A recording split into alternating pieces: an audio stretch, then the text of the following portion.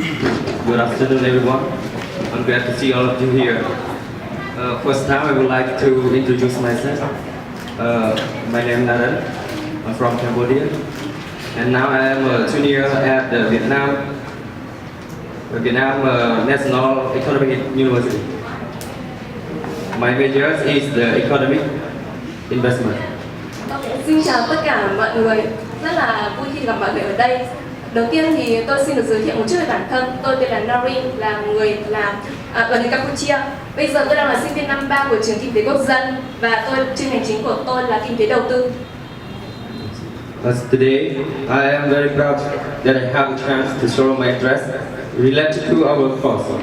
I'm really happy that I got the opportunity to learn, to share, and we'll get the new advice, experience from our professional teacher, our classmates, and from the real work environment as well.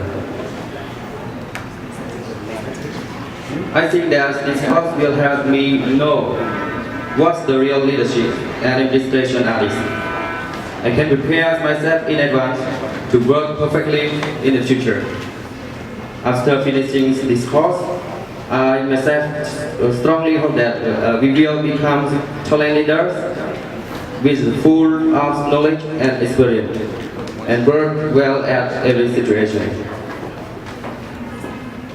So I hope that we will enjoy together with our new learning environment by sharing, accepting new concepts.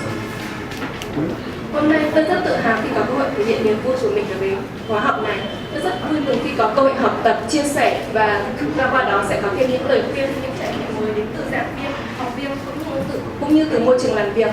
Tôi nghĩ rằng khóa học này sẽ giúp tôi biết được nghệ thuật lãnh đạo và quản trị thực sự nghĩa là gì.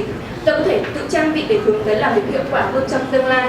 Sau khi kết thúc khóa học này, tôi có một mong muốn mãnh liệt rằng chúng ta sẽ trở thành những là lãnh đạo tài năng với đầy đủ kiến thức, kinh nghiệm, làm việc tốt trong mọi tình huống.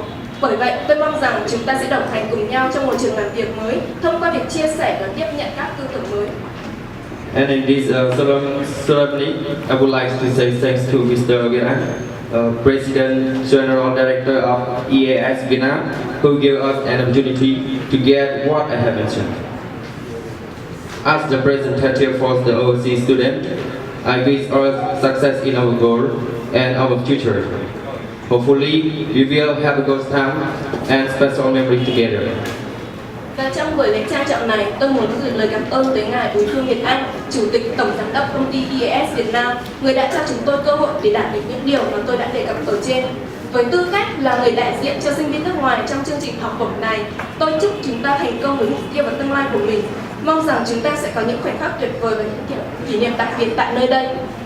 At last, I would like to thanks to the participants and all students with our ceremony a great success. Thank you.